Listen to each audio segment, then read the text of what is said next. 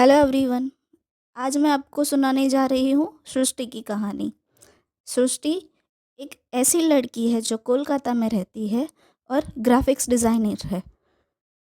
आज मैं आपको एक ऐसी जगह ले जाती हूँ जहाँ की खामोशी सिर्फ खामोशी नहीं बल्कि उसमें छुपी है चीखों की गूंज।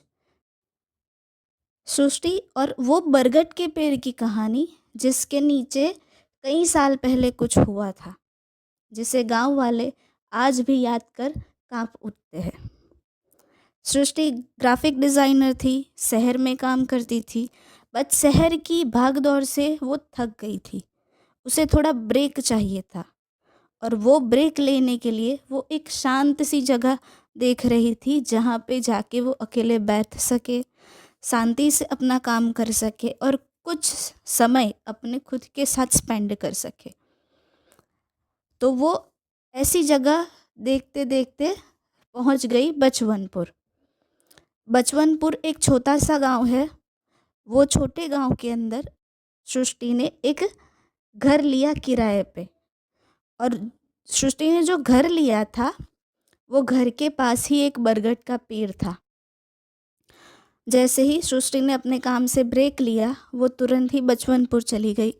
उसने अपना सामान वामान शिफ्ट किया घर पे। उसने पुराना घर ही रेंट पे लिया था, जैसे कि गांव का घर नहीं होता वैसे उसने घर रेंट पे लिया था।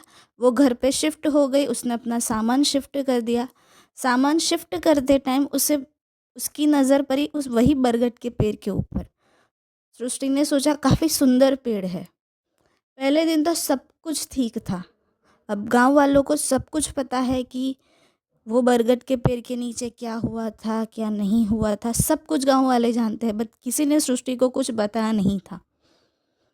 पहले दिन तो सब कुछ ठीक था, लेकिन रात होते ही पता नहीं क्यों अजीब सी सरसराहट शुरू हो गई। पहली रात तो खिड़की पर टहनियों की टकराहट सुनी। जो बरगद का पेड़ है उसकी उसकी जो टहनियाँ हैं वो सृष्टि के घर की खिड़कियों के पास आ रही थी। और उसके तुरंत ही सृष्टि को जैसे ऐसा लगा कि कोई दरवाज़ा खटखटा रहा है। सृष्टि ने दरवाज़ा खोला, देखा बाहर कोई नहीं था, सिर्फ ठंडी हवा चल रही थी, अंधेरा था और वो पेड़ की टहनियों की आवाज़ चल रही थी। सृष्टि को लगा जैसे उसका भ्रम होगा कि किसी ने दरवाज़ा खटखटाया है, या फिर जो पेड़ की टहनियाँ हैं वो पेड़ की टहनियाँ हवा से खिड़की और दरवाजे से टकरा रही हो, तो इसलिए शायद उसे ऐसा लगा कि कोई दरवाज़ा खटखटा रहा है। सृष्टि ने बिना कुछ सोचे दरवाज़ा बंद कर दिया। उसने उसके दिमाग में कोई सेकंड थॉट भी नहीं आया कि रात को ऐसे क्या हुआ, यहाँ पे इतना अंधेरा क्यों है। और वो अपना काम करने लग गई और काम करते करते वहीं पे सो गई। दूसरे दिन ये हुआ कि पूरा दिन तो बहुत अच्छे से गया। सृष्टि ने इधर उधर गांव को एक्सप्लोर किया, उसने बहुत सारी जगह देखी। गांव के थोड़े ही दूर एक तालाब था, वो वहाँ पे गई, वहाँ पे जाके उसने बहुत सारे पिक्चर क्लिक की। वापस शाम को वो अपने घर पे आ गई। दूसरे दिन ये हुआ कि रात को बिजली चली गई। सृष्टि ने मोमबत्ती जलाई, तभी दरवाज़ा ज़ोर से हिला। जैसे ही सृष्टि ने मोमबत्ती जलाई तभी दरवाज़ा ज़ोर से हिला। उसने सोचा कि शायद कोई गांव का बंदा आया है, उसे कुछ बात करना चाह रहा है। पर उसने ये सोचा कि किसी स्ट्रेंजर के ऊपर वो कैसे भरोसा कर सकती है। इसलिए उसने सोचा कि मैं एक बार मोबाइल का रिकॉर्डिंग ऑन कर देती हूँ, ताकि जो कुछ भी हो वो सारी चीज़ें, वो सारी बातें, वो सारी मैटर फ़ोन में रिकॉर्ड हो जाए। क्योंकि किसी स्ट्रेंजर, किसी अजनबी के ऊपर ऐसे भरोसा भी तो नहीं कर सकते ना। तो सृष्टि ने मोमबत्ती जलाई, दरवाज़ा ज़ोर से हिलने लगा और उसने रिकॉर्डिंग शुरू कर दिया। जैसे ही उसने दरवाज़ा खोलने के बाद हवा तो बहुत तेज़ चल रही थी, बट वो हवा में एक अजीब सी फुसफुसाहट थी। अब आप सोचो कि रात को आप कोई अनजान गांव में हो, अभी जस्ट आपको आए हुए 2 दिन ही हुए हैं और रात को कोई आपका दरवाज़ा खटखटा रहा है। आपके घर के पास एक बरगद का पेड़ है जो काफ़ी सुंदर है, बट वहाँ पे बहुत ही ज़्यादा अंधेरा है। आपके घर की बिजली चली गई है और जैसे ही आपने दरवाज़ा खोला, वहाँ पे सिर्फ हवा नहीं, ठंडी हवा बहुत चल रही थी, बट वही हवा में एक फुसफुसाहट थी। आप इमेजिन करके देखिए कि आपकी हालत क्या होगी। आपके हाथ पैर कितने ठंडे पड़ जाएंगे, आपको कितना डर लगेगा। वो ठंडी हवा में एक फुसफुसाहट थी, जैसे कोई कह रहा है छक। किसी ने बाहर, कोई नहीं था, बट फिर भी ऐसे छक की आवाज़ आई। सृष्टि ने डर के मारे कुछ नहीं किया, लाइट भी नहीं थी, उसने मोमबत्ती जलाई। वो पूरी रात ऐसे ही बैठी रही। वो अपना काम करने में अपना माइंड डाइवर्ट कर रही थी, बट फिर भी उसको ये चीज़ थी कि ऐसी आवाज़ कैसे आई, बाहर क्या हो रहा है क्या नहीं। वो सो नहीं पा रही थी। वो पूरी रात जगती रही, पूरी रात उसने अपना काम किया। सुबह होते हुए ऐसे ही एज़ यूजुअल वो चली गई आसपास के गांव को एक्सप्लोर करने के लिए, फ़ोटो क्लिक करने के लिए, अपना थोड़ा बहुत काम करने के लिए। फिर वो शाम को वापस आई। अगली सुबह जब वो जा रही थी आसपास के गांव के कुछ हिस्से को देखने के लिए, या कुछ जनरली गांव में क्या होता है कि सारी चीज़ें बहुत ज़्यादा ब्यूटीफुल होती हैं, तो शहर के लोगों को गांव बहुत ज़्यादा अट्रैक्टिव करता है। तो वो लोग गांव के हर एक चीज़ में कुछ ज़्यादा ही इंटरेस्ट दिखाने लगते। वो जैसे जा रही थी तो वहाँ पे कुछ बुज़ुर्ग लोग बैठे थे। सृष्टि ने पूछा कि आप ये गांव से हो? तो उन्होंने बोला कि हाँ बेटा, हम यही गांव में रहते हैं, हम सालों से यहीं पे रहते हैं। तो फिर सृष्टि ने पूछा कि आप मुझे बता सकते हो कि ये बरगद के पेड़ की क्या कहानी है? तो ये सुन, बरगद के पेड़ के बारे में सुनते ही सबसे पहले तो वो बुजुर्ग लोग सब लोग चौंक गए। वो सब लोग चुप हो गए कि उन्होंने बोला कि ये हमें बरगद के पेड़ के बारे में क्यों पूछ रही है। फिर सृष्टि ने बताया कि मैंने बरगद के पेड़ के पास जो घर है ना, वो मैंने किराए पर लिया है, मैं यहाँ पर थोड़े दिन रहने वाली हूँ। तो क्या आप मुझे बताएंगे ये बरगद के पेड़ की कहानी क्या है? तो वो जो बुजुर्ग लोग बैठे थे ना, उसमें से एक अंकल ने बोला कि बरगद के पेड़ के नीचे सालों पहले एक लड़की का शव मिला था। उसकी आंखें खुली थी, चेहरा पीला, और आज तक उसकी आत्मा इसी पेड़ के आसपास भटकती है। यही सुन के सृष्टि को तो पहले ऐसा लगा कि ये कैसे हो सकता है, ये पॉसिबल ही नहीं है। और काइंड ऑफ वो शहर में रहने वाली लड़की थी, तो ये सारी बातों पे वो भरोसा ही नहीं करती थी। तो फिर भी वो बुजुर्ग ने उनको बताया कि ऐसे वो बरगद के पेड़ के पास कोई आत्मा भटकती है, सालों पहले कोई लड़की की लाश वहाँ पे मिली थी, और कई लोगों ने तो रात को सफ़ेद साड़ी पहने उस आकृति को भी देखा है, ऐसा भी उन्होंने बताया। फिर सृष्टि ने तो कुछ बोला नहीं और वो उनको वहाँ पे ग्रीट करके वापस अपने घर पे आ गई। आधी रात हुई तो सृष्टि ने सोचा, रात को ही जनरली ये सारी चीज़ें जब हम पूरे दिन में सुनते हैं ना, तो रात को ही हमारे माइंड में आती है। सृष्टि ने सोचा कि अब कुछ होगा ना, तो मैं, बाहर बहुत अंधेरा है इसलिए मुझे कुछ दिखता नहीं है, तो मैं टॉर्च उठा के देखूंगी और फ़ोन में सब कुछ रिकॉर्ड भी करूंगी। आधी रात होते ही सृष्टि ने टॉर्च उठाई। दरवाजे के उस पार बरगद के पेड़ के पास सफ़ेद साड़ी में कोई खड़ा था। सृष्टि ने टॉर्च जैसे ही बरगद के पेड़ के पास लगाई ना, उसने देखा कि वहाँ सफ़ेद साड़ी में कोई खड़ा है।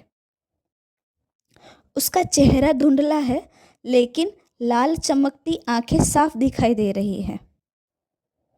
सृष्टि ने सोचा कि शायद वो बुजुर्ग लोग जिस लड़की के बारे में बात कर रहे, ये वही लड़की तो नहीं।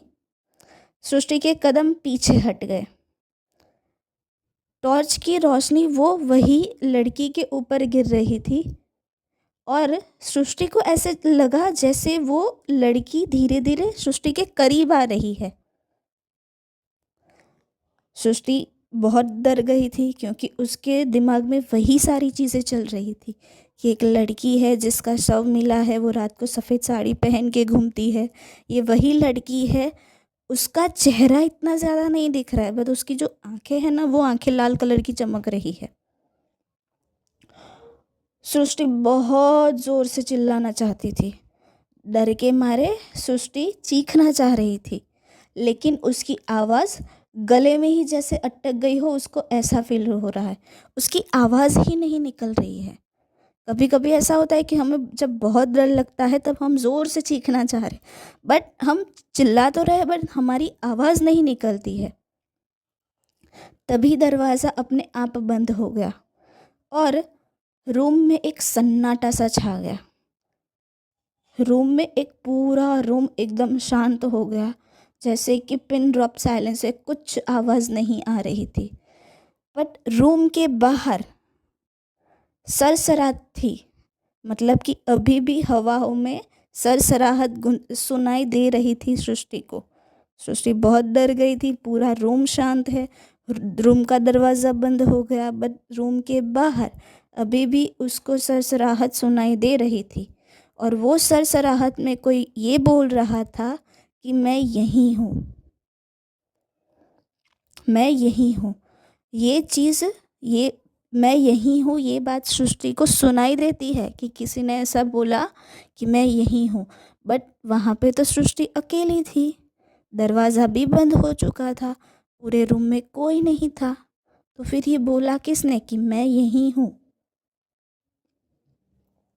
सुबह होते ही सृष्टि ने गांव वालों को सब कुछ बताया। बुजुर्गों ने सिर झुकाकर कहा कि वो आत्मा किसी को नुकसान नहीं पहुंचाती है, लेकिन अगर कोई बरगद के पेड़ के नीचे देर तक रुक जाए तो वो वापस नहीं लौटता। वो जनरली आत्मा किसी को नुकसान नहीं पहुंचाती है, बट अगर कोई बरगद के पेड़ के नीचे ज़्यादा टाइम रुक जाए तो वो वापस नहीं लौटता। सृष्टि ने ठान लिया कि अब और यहाँ रुकना ठीक नहीं है। रात होते ही उसने अपना सामान बांध लिया। वह घर छोड़ने ही वाली थी, पर उसकी नज़र खिड़की के बाहर गई। वह घर छोड़ने ही वाली, वो सुस्ती भागने वाली थी कि मुझे यहाँ पे नहीं रहना है भाई, चाहे जो भी है, मुझे बरगद के पेड़ के नीचे नहीं रहना है। मैं तो अपने लिए शांति ढूंढने आई थी, मैं थोड़ी ना ये सब कुछ सहने के लिए आई थी। उसने फटाफट अपना सामान पैक किया और वो वहाँ से निकलने वाली थी। जब वो सामान पैक कर रही थी तब उसकी नज़र खिड़की में से बरगद के पेड़ के ऊपर गई। उसको लगा कि जैसे बरगद के पेड़ के नीचे किसी ने कुछ लिखा है। सृष्टि की नज़र वहाँ पे गई और उसको लगा कि किसी ने कुछ लिखा है। उसने सोचा कि मैं क्या करूँ। उसने फिर सोचा कि मैं जाऊँ बाहर, ना जाऊँ, क्योंकि रात हो चुकी थी। अगर मैं गई कुछ हो गया तो। बट फिर भी हिम्मत करके वो गई तो सही बरगद के पेड़ के पास। उसने देखा कि क्या लिखा है, तो बरगद के पेड़ के नीचे, जो पेड़ के नीचे जो मिट्टी होती है ना बहुत सारी, वो मिट्टी पे लिखा था वापस आना। मिट्टी पे किसी ने ऐसा लिखा था कि वापस आना, और वो लिखावट ऐसी थी जैसे किसी ने अभी फ्रेश ही लिखा है। आप एक बार कोई मिट्टी के ऊपर कुछ चीज़ लिख के देखना, अगर वो लिखावट अभी आपने लिखी है तो वो पूरी क्लीन होगी, और अगर वो पुरानी लिखावट है तो उसके ऊपर थोड़ी बहुत मिट्टी जम गई होगी। बट अभी सृष्टि ने देखा कि जो बरगद के पेड़ के नीचे वापस आना लिखा है वो किसी ने फ्रेश ही लिखा है। मतलब अभी अभी कोई यहाँ पे ये लिख के गया है कि वापस आना। सृष्टि वहाँ से सामान उठा के भाग रही थी, इतनी ज़ोर से भागी। और जैसे ही उसने बरगद के पेड़ को क्रॉस किया, तभी उसके कंधे पर एक ठंडा स्पर्श हुआ। उसने तुरंत मुड़कर देखा, बट वहाँ कोई नहीं था। जैसे ही कोई आपके कंधे पर हाथ रखता है और उसका हाथ बहुत ज़्यादा ठंडा है तो कैसा फील होता है? वैसा ही सृष्टि को फील हुआ। जैसे ही वो बरगद के पेड़ को क्रॉस करके जा रही थी ना, तभी उसको लगा कि किसी ने उसके कंधे पर हाथ रखा है और वो हाथ बहुत ज़्यादा ठंडा है। सृष्टि ने देखा पर कोई नहीं था। उसके बाद सृष्टि वहाँ से चली गई। उसके बाद क्या हुआ कोई नहीं जानता। गांव वाले कहते हैं कि सृष्टि शहर लौट गई, पर आज तक कोई उससे मिला नहीं। लेकिन बरगद के नीचे अभी भी मिट्टी पर लिखा है वापस आना। अभी भी वहाँ बरगद के पेड़ के नीचे लिखा है कि वापस आना। सृष्टि कहाँ है, कैसी है, किसी का उसके साथ कोई कांटेक्ट नहीं है। वो अपने शहर वापस चली गई, वो अपने काम पे वापस चली गई। किसी को कुछ पता नहीं है। Thank you.